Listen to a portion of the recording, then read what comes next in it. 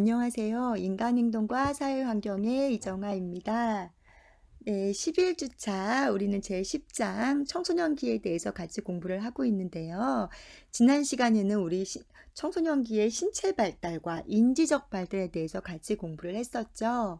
이 시간에는 11주차 2강으로 청소년기의 자아정체감의 발달, 그리고 정서와 도덕성 발달, 사회성 발달, 마지막으로 사회복지 실천의 관심 영역까지 함께 공부를 해보도록 하겠습니다. 네, 분량이 좀 많을 것 같죠? 서둘러서 한번 가보도록 하겠습니다. 자아정체감이라는 것은 자기 자신과 타인의 구별되는 독립된 고유한 존재로 인식하고 있는 거예요. 내가 어떤 사람인가를 내가 인식하는 거죠. 그것들을 이야기하는 건데, 이 자아 정체감이 우리의 삶에 어떤 의미를 미치고, 또한 자아 정체감이 아직 확립되지 않은 청소년기에 어떤 영향을 미치는지에 대해서 이 시간에 함께 공부를 해보도록 하겠습니다. 자기 자신을 타인과 구별되는 독립된 첫 번째가 개별성이에요. 가치와 동기 또는 관심을 타인과 공유하더라도 자신은 타인과 구별되는 고유한 존재라고 인식하게 되는 것이에요. 우리 이런 얘기 되게 많이 들어보셨죠? 세상에 나하고 똑같은 얼굴을 한 사람은 한 명도 없다. 심지어는 왜 쌍둥이도 다르다고 이야기를 하죠. 나는 나 자신만으로서도 이미 고유한 존재예요. 타인과 생각을 공유할 수 있고 같은 음식을 먹으며 같은 곳에 살 수 있고 여러 가지를 같이 할 수는 있지만 그렇다고 그 존재와 내가 동일시가 되는 존재는 아니라는 거예요. 나만이 가지고 있는 독특한 그런 매력이 있다는 거죠. 우리 음식도 같은 음식을 먹어도 장사가 잘 되는 맛집은 그 집만이 가지고 있는 고유한 특징들이 보면 있잖아요. 그것들을 가지고 있다는 거예요. 두 번째는 통합성입니다. 자신의 욕구와 태도, 동기, 행동 양식들이 전체적으로 통합되어 있다는 거예요. 이거를 쉽게 설명하는 속담이 안에서 새는 바가지가 밖에 가서도 샌다는 거죠. 밖에는 되게 잘하는데 집에서는 이렇게 안 하고 그렇지 않다는 거예요. 사람은 욕구, 태도, 동기, 행동 양식이 통합되어 있기 때문에 보통 맛집은 뭘 해도 맛있거든요. 음식 솜씨가 좋은 사람은 무슨 음식을 해도 맛있어요. 이렇게 통합성이 있다는 거죠. 세 번째는 지속성입니다.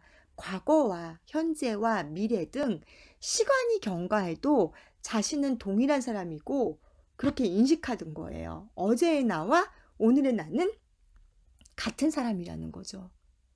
네, 우리가 보면 사람이 쉽게 변하지 않는다고 얘기하죠. 체질도 확 변하지 않고 식성도 약간 시간이 흐르면서 변할 수야 있겠지만 체질도 확 변하지 않아요. 그리고 어떤 성격들 이런 것들, 행동 양식들 쉽게 변하지 않거든요. 나는 과거의 나와 지금의 나는 같은 사람이에요. 나는 나만의 행동 양식과 어떤 특성들을 가지고 있는 사람이고 그것을 계속 유지해 간다는 거죠. 그래서 여러분들 사진을 보면요. 어릴 때의 나하고 약간 얼굴이 변했을 수 있고 그렇지만 완전히 얼굴이 딴판인 사람은 별로 없어요. 네. 어릴 때 사진 보면 이게 누구일까요? 그러면 대충 누군지 알게 우리 갑자기 가끔 연예인들 보면 나오잖아요. 그렇게 완전히 사람이 달라지지는 않는다는 것입니다. 자, 자아 정체감이 제대로 형성되어 있지 않는 개인은 성인으로서의 행동을 책임감 있게 하지 못한다고 우리 교재는 이야기를 합니다. 그렇기 때문에 이 책임감을 회피하기 위해 퇴행을 하거나 어떤 심사숙고하지 않고 충동적인 행동도 하게 된다. 이런 것도 나와 있죠. 그래서 이제 우리 교재에 보시면은 마르시아의 정체감의 유형에 대해서 나옵니다. 이게 어떤 것인지 한번 보도록 할게요. 네, 마르시아는 정체감 성취, 또 정체감 유해, 정체감 유실, 정체감 혼란 이 네 가지로 구분을 했습니다. 이게 뭔지를 하나씩 한번 보도록 할게요. 정체감이라는 얘기는 먼저 에릭슨이 썼었죠. 여기에서 에릭슨이 한 그 과정을 통해서 이 사람이 자기 정체감을 갖는 가운데서 위기에 닥쳤을 때 어떻게 하는지, 해야 될 과업들을 잘 하는지를 보고서 네 가지로 구분을 하게 되었습니다. 그 네 가지가 이제 오늘날까지도 이루어지고요. 이거는 뭐 인행사뿐만이 아니라 정신건강론에서 다루는 문제고요. 사회복지 실천론 쪽에서 나오는 문제니까 우리가 개념 정리를 잘 할 수 있으면 좋을 것 같습니다. 어떠한 일을 수행할 때 그것을 계획하고 가치 있게 하고 신념들, 이런 능동적 결정을 어떻게 하는가에 따라서 이게 이제 바뀐다는 거예요. 첫 번째가 자아 정체감의 성취입니다. 여기서 이제 위기를 얘기를 했는데요. 위기는 뭐냐면 자신의 가치관에 대해 재평가를 하는 기간을 의미하는 거예요. 그러니까 예를 들면은 내가 되게 공부를 열심히 해서 A라는 학교를 가려고 했는데 못 갔어요. 그러면은 과연 내가 열심히 했는가? 아니면 내가 A라는 학교를 꼭 가야 됐는가? 이런 걸 한번 생각해보고 평가를 받는 시기라고 이야기를 하는데요. 자아 정체감 위기를 성공적으로 극복하여서 직업이라든가 개인적 신념, 삶의 목표, 정치적 견해 등에 대해 청소년 스스로 의사결정을 할 수 있는 상태를 이야기하는 겁니다. 이게 무슨 얘기냐면 직업적으로 성공하고 목표한 일을 꼭 이루고 부자가 되고 높은 위치에 서고 그래야지 자아 정체감을 성취라고 이야기하는 것이 아니라 내가 무언가를 결정할 수 있는 그런 위치에 됐을 때에 스스로 결정을 하고 그거를 스스로 책임감 있게 갈 수 있냐라는 이야기인 거예요. 그 목표를 이루었냐, 이루지 못했느냐라는 개념이 아니라 그 목표를 결정을 하기까지 스스로 성공적으로 극복할 수 있냐는 거죠. 어떤 의사결정, 그것을 스스로 하고 그게 왜 이거를 해야 되는지에 대해서, 그러니까 우리 쉽게 얘기해서 여러분들 백성예술대학교 사회복지학부에 오실 때에 내가 왜 사회복지를 하고 싶은지에 대해 생각을 해보고 또 내 성적과 알맞은 학교가 백성예술대학교 사회복지학부라는 걸 결정하고 본인이 스스로 결정했냐는 거예요.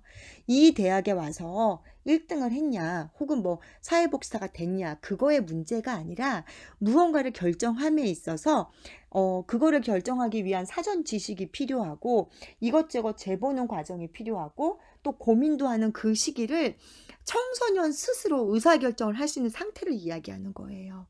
장점과 단점을 다 비교해보고 현재의 내 시점들을 보고 내가 이것을 왜 하려고 하는지에 대한 것도 생각해야 되고 이것들을 스스로 할 수 있고 책임을 질 수 있을 때에 우리는 자아 정체감 성취라고 이야기를 하는 것입니다. 두 번째는 자아 정체감 유예예요.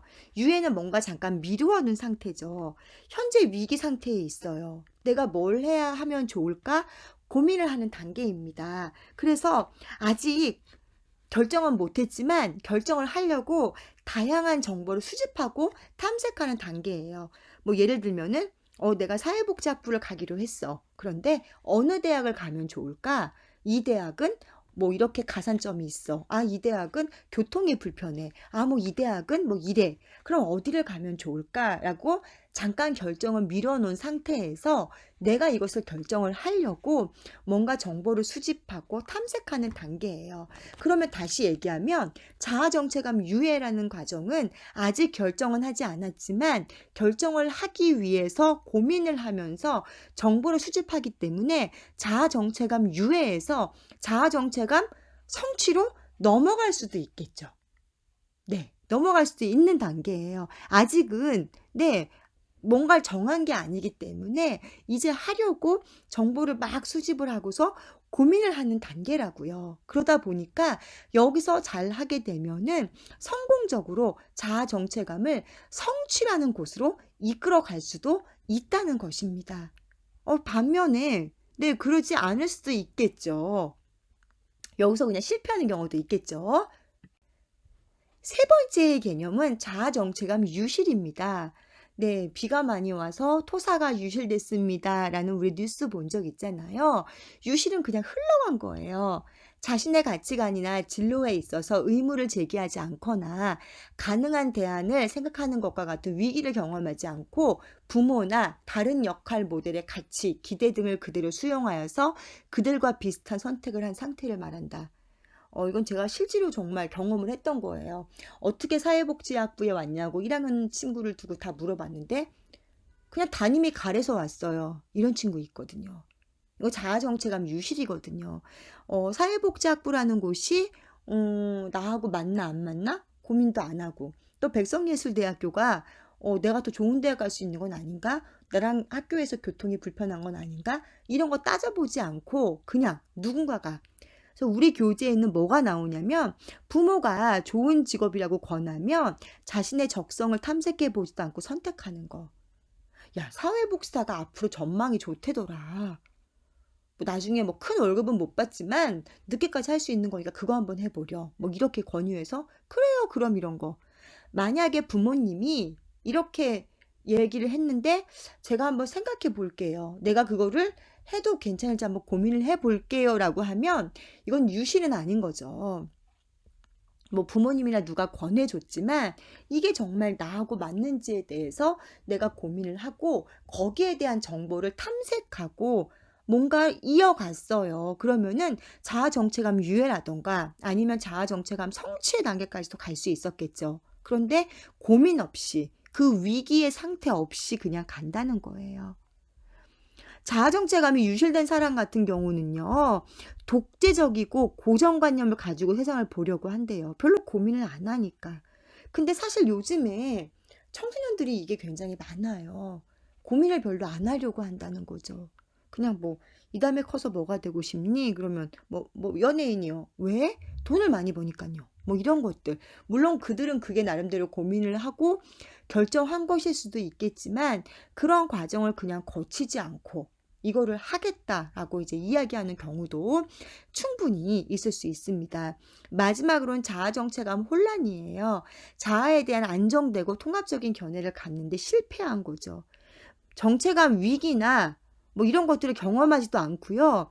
의사결정도 하지 않고 그냥 아무런 것도 관심도 없고 문제도 없는 거예요.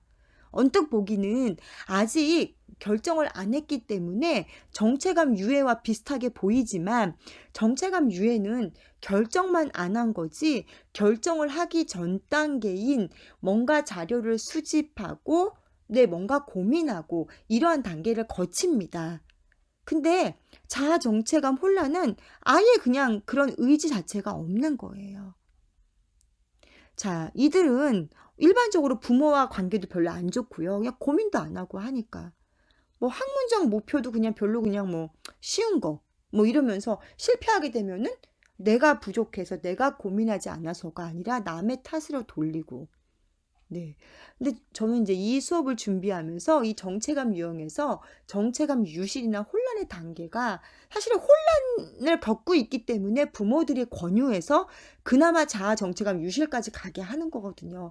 본인이 고민하고 자기의 생각이 명확해서 이거를 해야겠다고 결정을 내리고 이런 상태면 되는데 고민조차 안 하니까 그냥 부모가 대신 결정해주고 그걸 그대로 수용하게 하는 거예요. 자아정체감 혼란에서 멈춰있는 상태이기 때문에 부모가 억지로 혹은 담임 선생님이 억지로 자아정체감 유실로 만든다는 거죠. 이게 요즘에 가장 좀 큰 문제인 것 같습니다. 방금 설명드린 내용을 표로 나타낸 거예요. 자, 우리 위기라고 이야기했죠. 위기. 이 고민하는 단계를 위기라고 하는데 위기가 있냐 없냐를 봤어요. 위기가 있으면은 일단은 성취 아니면 유예예요. 성취는 그 위기를 겪으면서 본인이 결정을 내렸으면 성취고요. 위기를 겪고 고민을 하고 있지만 아직 결정을 안 내렸으면 유예예요. 그런데 위기 자체가 없으면은 유실 아니면 혼란입니다. 혼란은 아예 고민도 없고 결정도 안 하고 생각도 안 하는 거고 유실은 결정을 하긴 했는데 그 결정이 내가 한 게 아니라 타인이 그냥 하라고 해준 것을 그거에 대한 사전 점검이라든가 나하고 맞는지 이런 것들에 대한 자료 수집도 없이 그냥 맹목적으로 따라한 거죠. 근데 이 위기 없이 그냥 뭐 다 모든 게 잘 되니까 고민을 안 했겠지 이렇게 해서 좋아 보일 수도 있겠지만 아니라는 거예요. 이게 왜 있어야 되지? 이런 것들을 고민하는 과정이 중요하다는 거죠. 이것을 이때 뭔가 고민을 해가면서 본인이 하나씩 알아가야 되는데 그러한 과정 없이 무언가를 결정하고 자아정체감 유실의 단계처럼 누군가가 권유해 준 것을 그냥 따라가는 이런 단계로 무언가를 결정한다면 성인이 되어서도 이게 그대로 유지가 된다는 거예요. 가장으로서의 책임감이 없다던가 심사숙고하지 않는다던가 이런 특성들을 가질 수밖에 없다는 거죠. 근데 요즘에 이제 많은 부모님들이 아이를 하나밖에 안 낳고 하다 보니까 자아 정체감, 이 위기를 경험을 할 시기가 되는데도 그냥 아예 경험조차 그냥 하지 않게 하는 부모님도 굉장히 많다는 거죠. 본인 스스로 경험하게 하고 결정하게 하고 또한 거기에는 책임이 따른다는 것을 알게 해야 되는데 그렇지 못한 경우가 많아서 더 어려움이 있고 발달 단계가 지연되는 경우도 네, 많이 있는 것 같습니다. 자, 네 번째로는 청소년기의 정서와 도덕적 발달에 대해서 같이 공부를 해보려고 합니다. 우리가 기본적으로 알아야 될 것은 청소년기에는 감정의 기복이 심하다는 거. 뭐 낙엽만 떨어져도 웃는다고 하죠. 그만큼 감성이 풍부해지는 반면에 성인에 대한 어떤 비난도 굉장히 많이 하는 시기거든요. 우리 그 부분을 염두에 두면서 한번 들어가 보도록 할게요.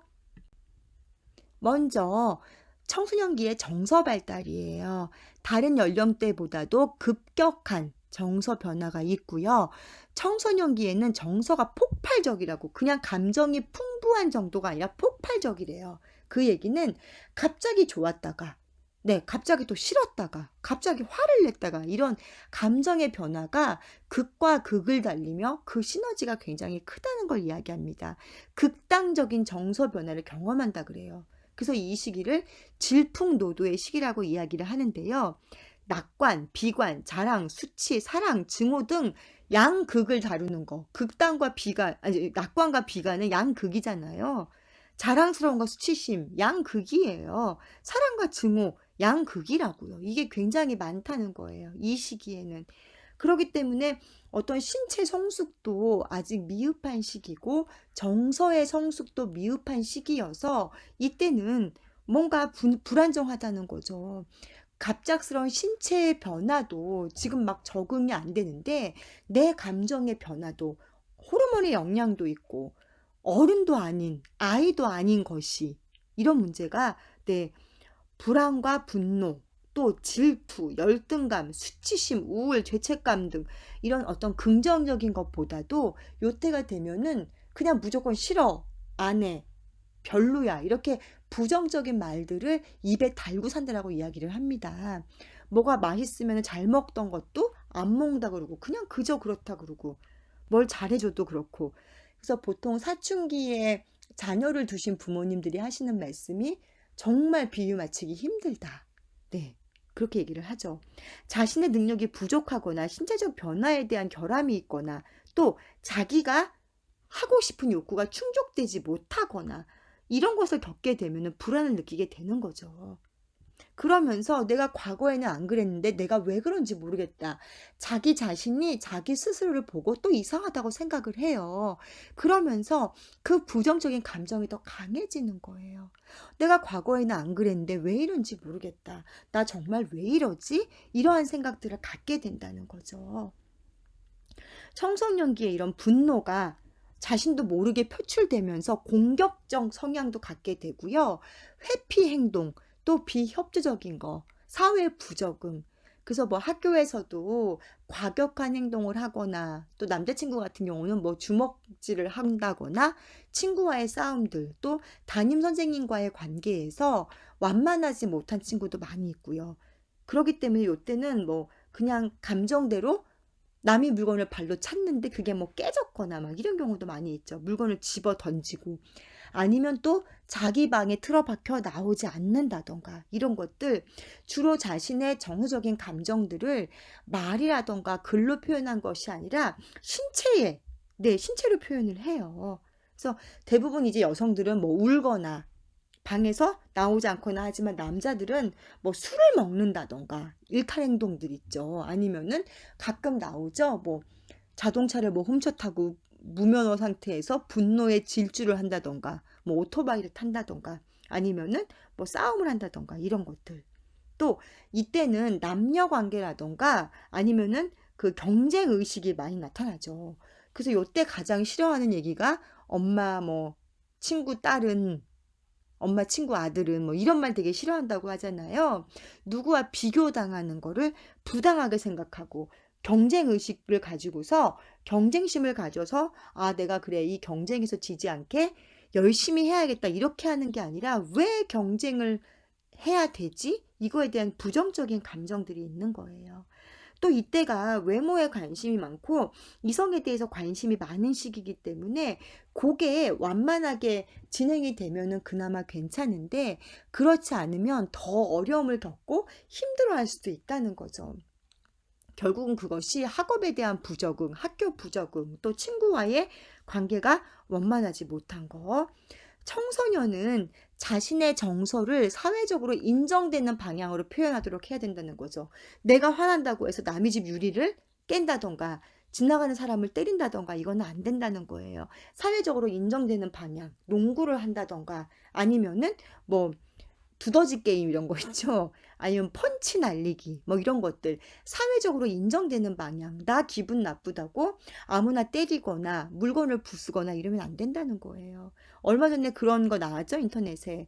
엄마한테 야단 맞아가지고 엄마의 포르쉐 차를 망치로 쳤대는 거죠. 이런 것들 사회적으로 인정된 방향으로 해야 된다는 거죠. 자신의 욕구와 사회적 기대를 동시에 만족시킬 수 있는 방향으로 정서를 표현해야 됩니다. 뭐 가끔가다 그런 경우 있죠. 시골 산골에 살면서 너무 가난해서 열심히 그냥 공부만 했다. 얼마나 바람직해요. 하지만 그런 사람은 많지가 않습니다. 그러니까 뉴스에 나오는 거예요. 대부분은 그냥 감정대로 공격적인 행동과 비협조적인 태도로 그냥 해결을 하려고 그러는 거죠. 굉장히 쉽지 않은 부분인 것 같아요. 사회적 기대에 만족시키는 거, 또 사회적으로 인정되는 방향으로 그 분노를 표출해 가는 또 그렇게 되려면 성인들이 먼저 잘 이끌어주는 그런 단계가 필요하겠죠. 두 번째로 도덕성의 발달입니다.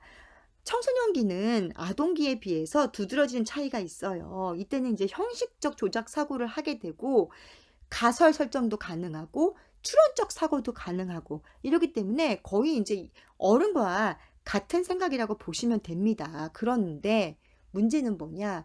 어른과 같은 사고를 할 수는 있지만 이때는 감정의 기복이 심하고 뭔가 비협조적이고 공격적 성향을 띠는 시기이기 때문에 욱하는 게 있다는 거예요. 그래서 이때는 굉장히 정의로운 것 같아 보이죠. 특히나 어른들이 그렇게 우리에게 뭘 하지 말아라고 뭔가 도덕적인 것을 강조하면서 어른 스스로가 그 도덕적인 것을 지키지 않으면 굉장히 분노를 내고 용서하지 못합니다. 그래서 먼저 어른들이 잘해야겠죠. 청소년기에 도덕성 발달에 영향을 주는 요인이 몇 가지가 있습니다. 첫 번째 부모예요. 어쨌든 부모가 하는 것을 보고 자라는 게 바로 자녀이기 때문인 거죠. 청소년에게 애정적이고 수용적이면 도덕성 발달을 상승시키지만 엄격하고 통제적이면 도덕적 발달 수준을 하락시킨다는 거예요. 가장 중요한 거는 부모가 일관성 있게 교육을 하는 거죠. 부모가 기분이 좋을 때는 용인될 수 있던 것들이 부모가 기분이 나쁘거나 그날 별로 컨디션이 안 좋게 되면은 더 막 엄하게 한다던가 그러면 청소년은 옳고 그름의 가치관을 갖는 게 아니라 부모의 기분을 살피는 그런 습관을 갖게 되는 거죠. 그래서 부모가 기분 좋을 때에 부탁을 얘기한다든가 잘못한 거를 고백할 때는 부모가 기분 좋을 때 얘기하고 뭐 이런 것들. 그러면서 이게 부당하지 못하다고 느끼는 거예요. 두 번째는 동년배입니다. 다른 얘기를 하면 또래 집단인 거죠. 도덕적 가치관을 강화하는 역할의 수행이기도 하지만 반사회적 행동에 대한 불안감이나 죄책감을 감소시켜주는 역할을 수행하여서 낮은 수준의 도덕적 판단을 갖기도 한다는 거예요. 동년배가 어떤 동년배가 중요하다는 거죠.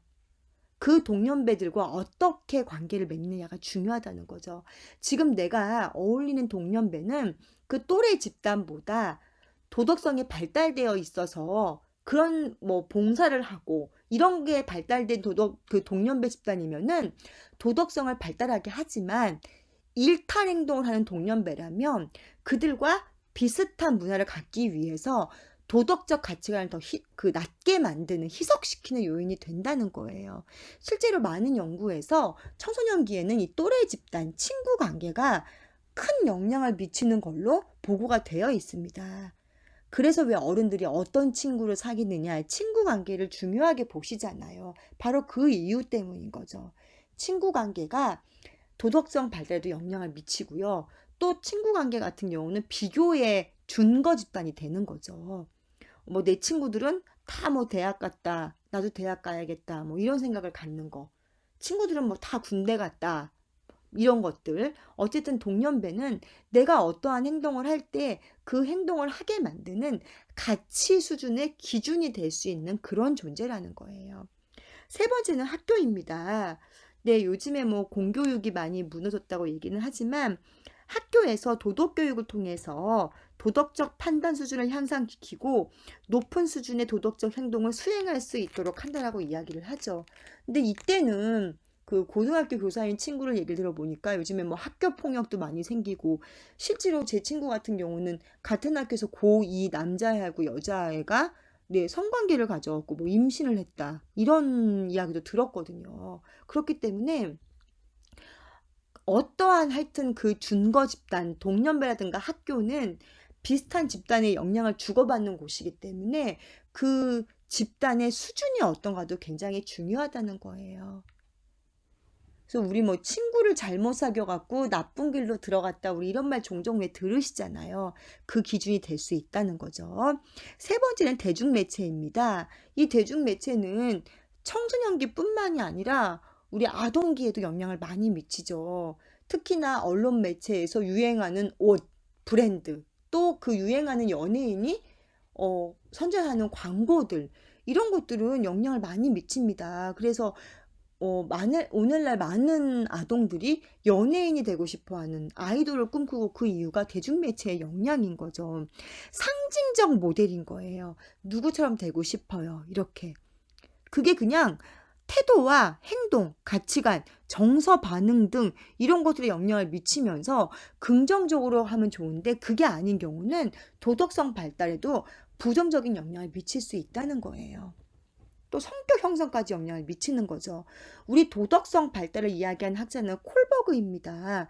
콜버그는 청소년기에 인습적 수준을 넘어서 후인습적 수준에 도달하는 시기라고 말씀을 했습니다. 근데 여기까지 많지가 않다는 거예요.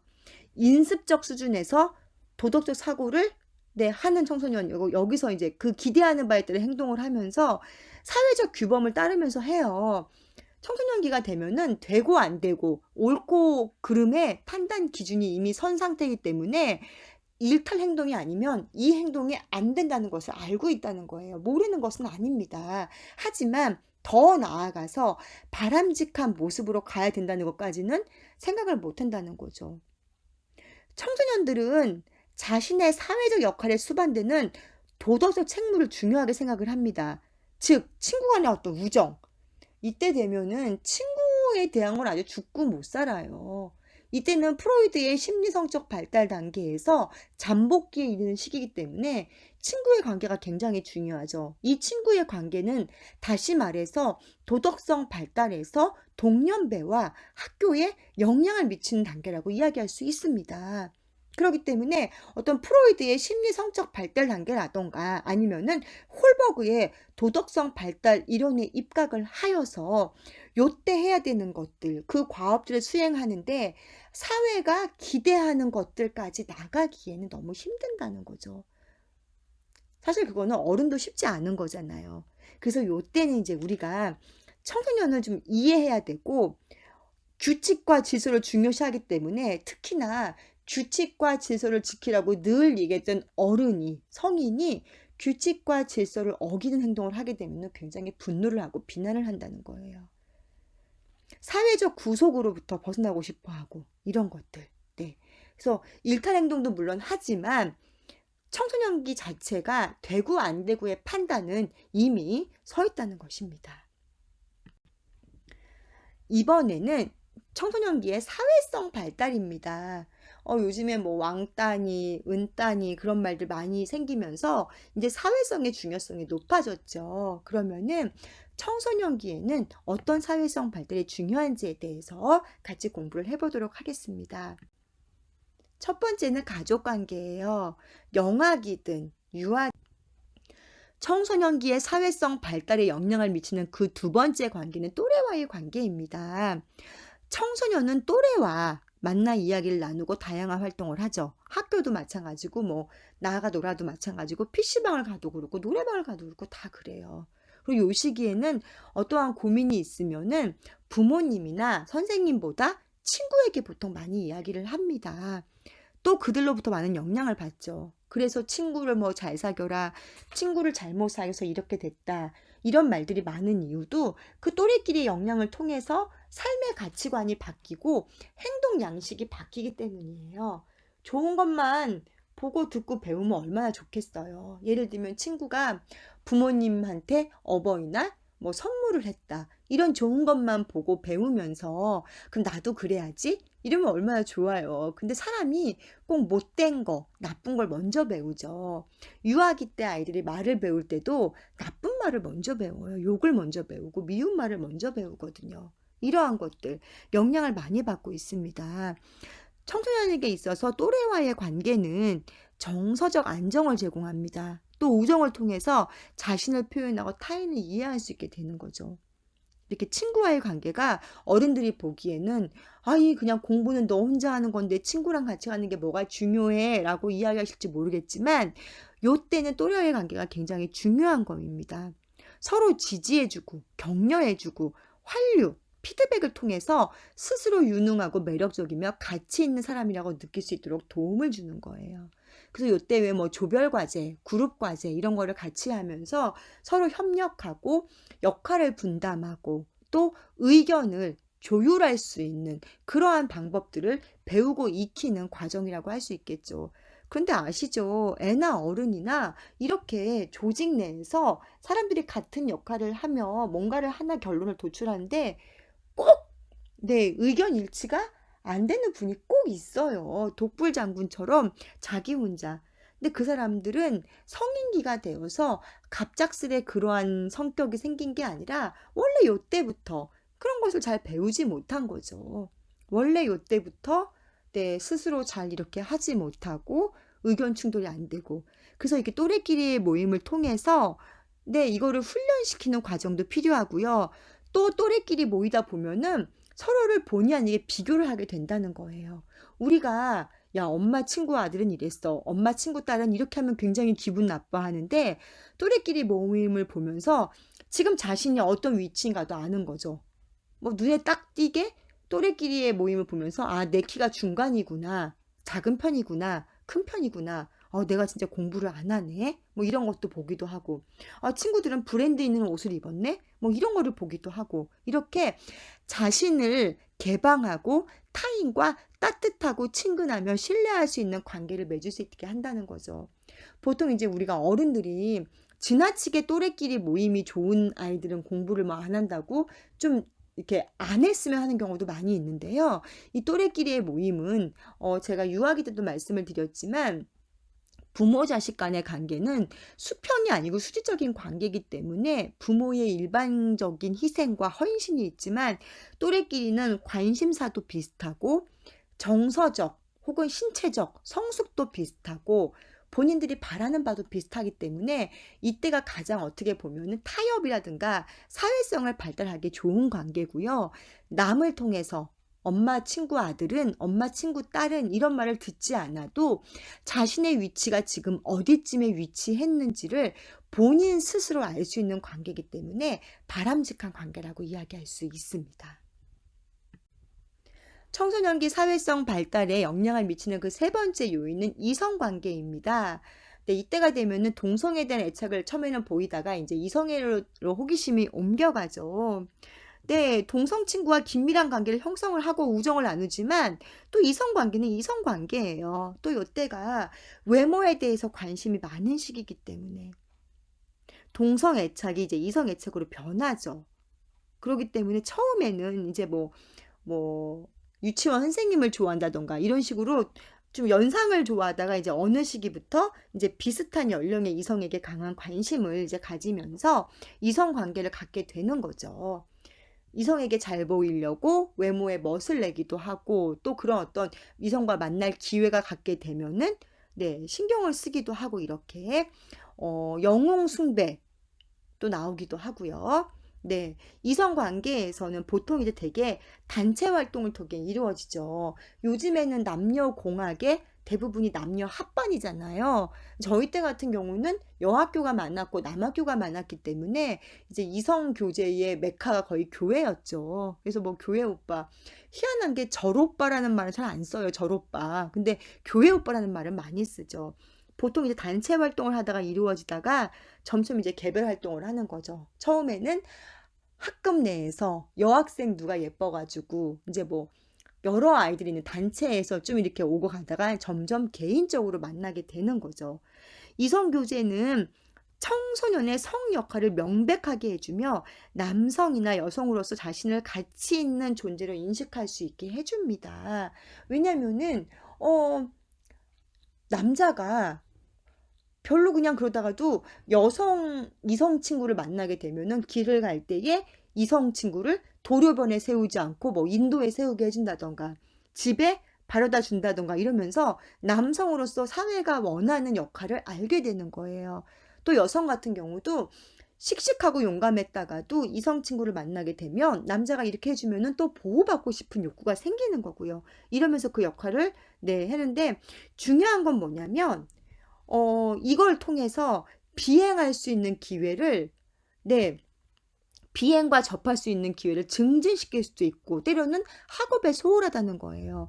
이성과 어울리면서 뭐 호기심에 혼숙을 한다던가, 이른 성관계를 한다던가, 아니면은 술 같은 걸 접한다던가, 네, 아니면은 이성과 너무나 지나치게 만남으로 인해서 학업을 소홀하게 된다던가, 이런 경우죠. 제가 봤는데 역시나 아까도 말씀을 드렸지만 또래끼리의 집단이 어떠한 성향인가가 중요하다고 말씀을 드렸잖아요. 저희 교회 중에 그런 아이가 있었거든요. 이성 친구를 이제 고등학교 때부터 사귀었는데 둘 다 공부를 굉장히 잘하는 친구였어요. 이과반에서 네, 전교에서 뭐 손가락 안에 드는 친구다 보니까 둘이 만나서 맨날 카페에서 같이 공부를 하는 거예요. 네, 그런 경우도 봤고요. 또 한 경우는 제가 지하철에서 봤는데 2호선에서 봤는데 남자애하고 여자애가 사이가 되게 좋은데 이제 내릴 때 보니까 서울대학교 과잠을 입고 있더라고요. 뭐 이렇게 뭐 과잠만 따로 샀는지는 모르겠지만 만약에 이제 이성 친구 중에 한쪽은 공부를 열심히 하는데 한쪽은 좀 공부를 안 한다. 이러면 좀 문제가 되겠죠. 근데 뭐 둘 다 공부를 열심히 하는 친구가 이러면은 학업을 소홀하게 될 일은 없겠죠. 또 비행을 접할 수 있는 기회가 둘 다 뭐 그런 쪽에 일탈 행위에 관심이 많고 호기심을 갖고 있고 또 즉흥적이다. 이러면은 그런 것도 있겠지만 그게 아닌 경우는 하지만 또 이성 친구를 사귐으로 인하여서 이게 어떤 속 얘기들을 나누면서 서로 위로해주고 이러면서 긍정적인 영향도 많이 있습니다. 하지만 이제 대부분의 일반적인 경우는 어, 청소년기에 지나치게 이제 이성관계에 빠져 있으면은 학업을 소홀하게 되고 이제 비행을 접할 수 있는 기회가 증진된다라고 보통 이야기를 하죠. 그런데 이성도 어떤 이성인가가 네, 중요한 부분인 것 같아요. 대학생들도 마찬가지고요. 서로 지지해주면서 또 격려해줄 수 있는 그런 이성을 만난다면 더없이 좋은 기회인 것 같습니다. 마지막으로는 이제 사회복지 실천 영역에서의 관심 부분이에요. 제가 이번 주차 수업을 시작하면서 제일 먼저 드렸던 말씀이 청소년기는 참 어려운 것 같아요 라는 말씀을 드렸죠. 요 시기를 잘 보내야지 건강하고 성숙한 성인으로 성장할 수 있지만 요 시기를 잘못 보내게 되면은 어찌 보면은 요 시기가 성인으로 가는 길목이기 때문에 일탈 행동을 할 수도 있다는 거예요. 그래서 우리는 사회복지 실천에서 요 시기에 청소년들을 이해해 주면서 그들이 잘 어른이 될 수 있게 이끌어 줄 수 있는 역할을 해야 한다는 거죠. 그러면 어떤 부분들이 있나 하나씩 보도록 하겠습니다.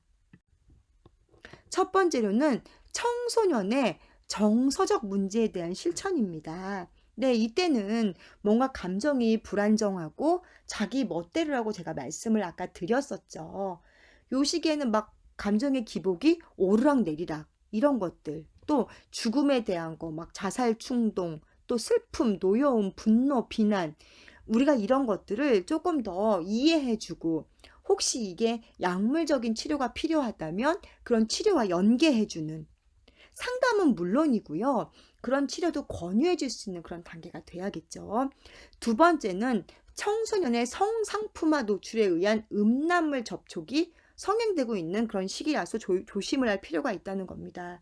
최근에 사회가 이슈가 됐던 엠번방 사건 같은 경우도 그 중에 하나겠죠.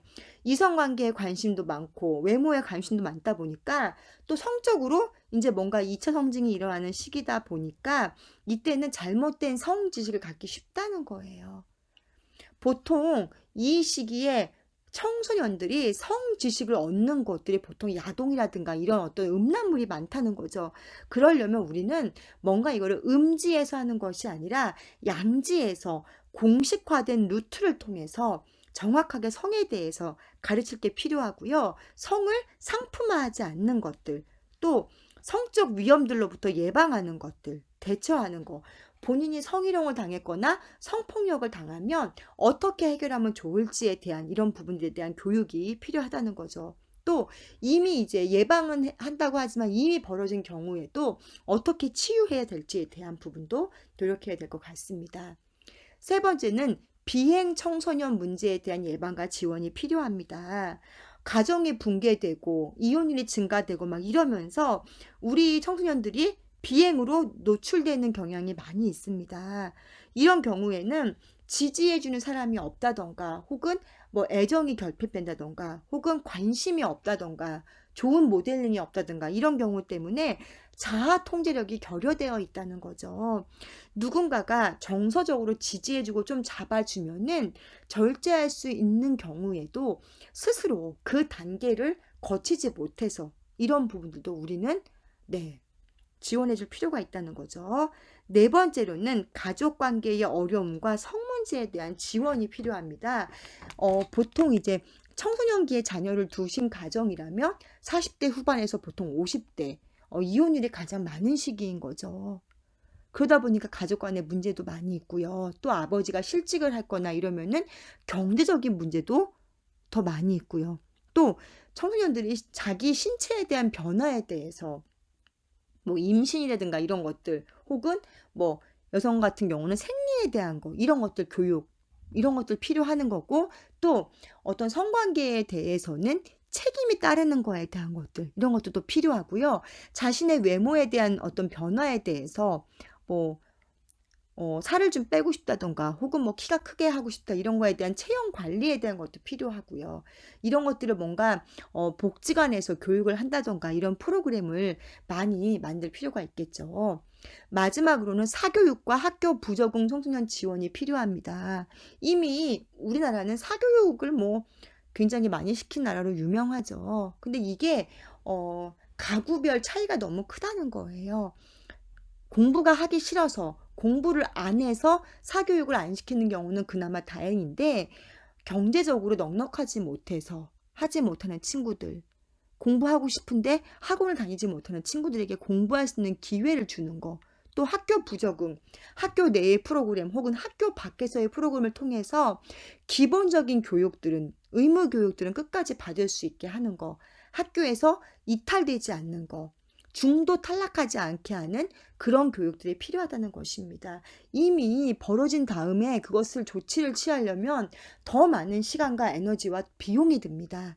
그러기 전에 예방하는 차원에서 청소년 시기는 원래 그래, 저 시기는 원래 질풍노도의 시기야, 이렇게 그냥 그때의 방향으로만 바라보지 마시고 조금 더 관심을 가지고 예방적 접근이 필요하다는 거죠. 네, 여기까지가 청소년기가 되겠습니다. 굉장히 내용이 길었죠. 그만큼 성인이 되기 위한 중요한 시기이기도 하고요. 또 이 시기를 통해서 바람직한 우리 사회의 구성원으로서 나아갈 수 있는 시기이기 때문에 그런 것 같아요. 네, 1강과 2강 내용이 길었는데 여러분 긴 시간 동안 너무 수고 많으셨고요. 이제 우리 12주차부터는 성인기입니다. 이제 우리가 청소년기를 거치면은 사회 구성원으로 살아가는 거죠. 성인기에는 또 이제 우리가 어떤 과업들이 있고 어떤 발달 영역이 있는지 저는 12주차에서 다시 인사드리도록 하겠습니다. 여러분 긴 시간 동안 너무너무 수고 많으셨습니다. 감사합니다.